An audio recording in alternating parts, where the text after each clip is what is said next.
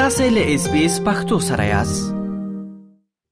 د پاکستان تر ولکې لاندې په کشمیر کې د خوډه د پیښو نورستو رسنیو ته پولیسو ویلي دي چې په ورستنیو پیښو کې د پولیسو او د ملیشیا ځواکونو سلور عسكر او وجل شوی دي او دغه شان د دی وګړو د وجل کېدو سره د غشمیره او تر رسیدلې ده.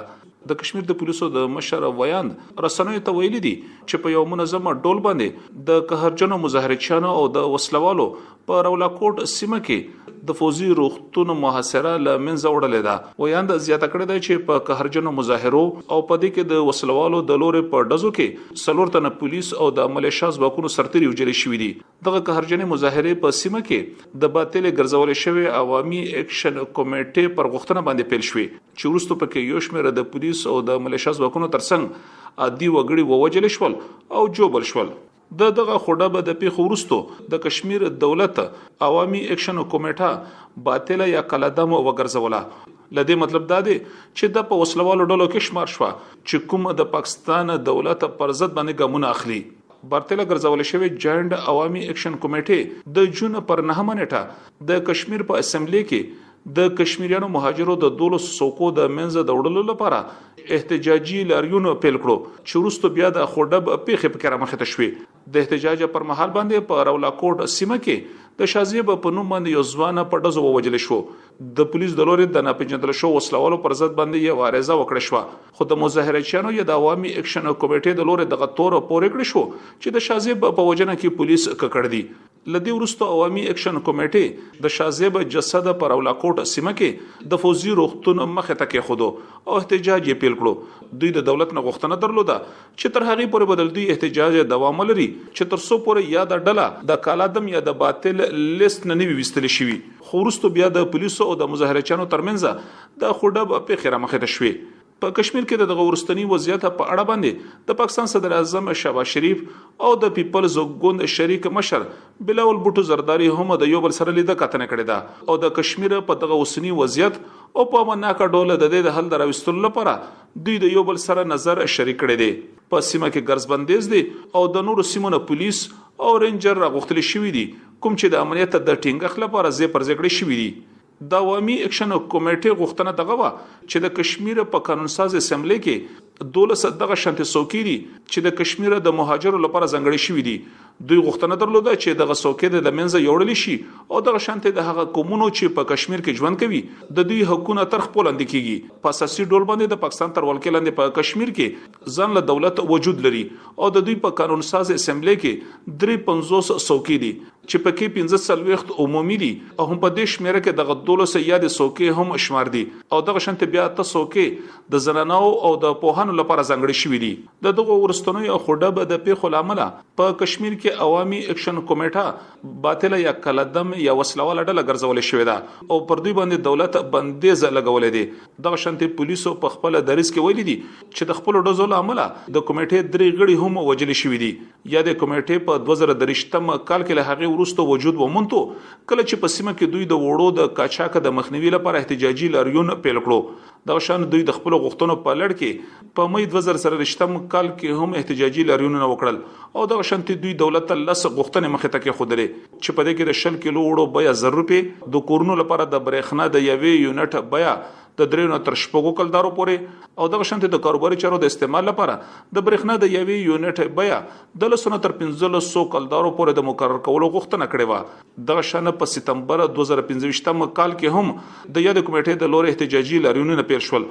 هم دغه کال په اکتوبر کې د پاکستان د مرکزی حکومت او د اکشن کمیټې د مشرانو ترمنځ د ستونزو د حل په برخه کې پرمختګونه وشول او دوی ته باور ورکړی شو چې د دوی ټولې غوښتنې به ومنل شي.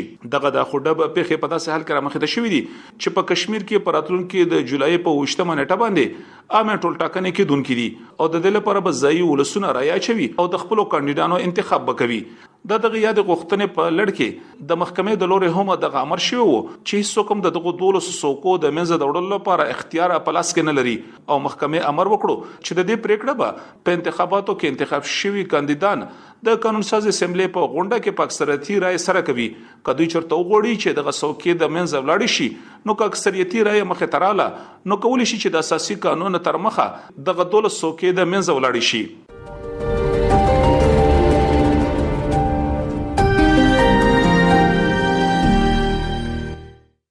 بلور ته په ګلګت بلتستان کې د ټاکنو په اړه باندې د هند د بهرنیو چارو د وزیر بیان پاکستان په کلکو ټکو سره رد کړی دی او ویلي دی چې د هند د قاعده هیڅ کوم اساس نه لري. په دې وروستیو کې په ګلګت بلتستان کې ټاکنې تر سره شوې دي. هند په خپل بیان کې ویلي دي چې پاکستان هیڅ حق نه لري چې په ګلګت بلتستان کې ټاکنې تر سره کړي. دغه شانته دوی په خپل بیان کې دا ولرله چې جموں کشمیر، لداخ او ګلګت بلتستان د هند برخې دي، خو پاکستان دغه بیان په کلکو ټکو سره رد کړی دی. دغه شان اوس په دې ورستیو کې په ګلګت بلتستان کې ټاکنې تر سره شوې دي چې تر اوسه پورې د ټاکنو د نتیجو تر مخه پیپلز ګوند نه، مسلم لیگ نون ګوندري، مجلس وحدت المسلمین یوا او شپږ آزاد کاندیدانو کامیابی ترلاسه کړې ده. دغه شانتي تر اوسه پورې د عمومي څلويشت سوکو نتیجې مخه ته راغلي دي. په ګلګت بلتستان کې څلويشت عمومي سوکې، 3 د زنانه او 3 د پوهانو لپاره ځانګړي شوي دي. دغه شانتي په ګلګت بلتستان کې د واک د ترلاسه کولو لپاره 13 سوکو ته اړتیا ده. د کارپوهانو پر وینا باندې چې پیپلز ګوند چې په مرکز کې د مسلم لیگ نون ګوند اتحادی دی، دوی اکثریتي رائے ترلاسه کړې ده. دغه شانتي د پاکستان صدر اعظم شهباز شریف، د پیپلز ګوند مشر او جمهور رئیس آصف علي زرداری او شریک مشر بلاول بټو زرداری ته په ګلګت بلتستان کې په انتخاباتو کې پر کامیابی باندې مبارکي ویلې ده.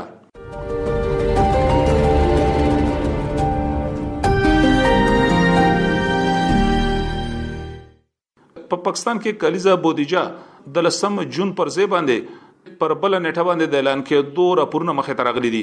مرکزی وزیر حسن اقبال د پارلمان په ودانۍ کې په غیر رسمي خبرو کې د خبرونو سره د خبرو پر مهال باندې وویل چې د محرم د رخصتیو او د زنو نور ستونزو لامل دغه امکان شتون لري چې کلیزا بودیجا یا بجټ د خپل نیټه یعنی د 10 جون وروسته وړاندې کړی شي.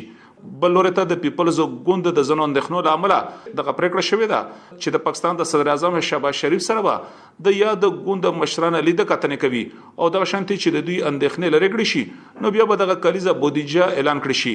رسنۍ وایي چې په دغه لید کتنه کې به د پاکستان د صدر اعظم شهباز شریف نه علاوه د مرستيال صدر اعظم او د پاکستان د بهرنیو چارو وزیر اسحاق ډار هم ګډون وکړي چې په خپل باندې د اقتصادي چارو کارپو او په خوانه د خزانه چارو وزیر هم پاتې شوی دی.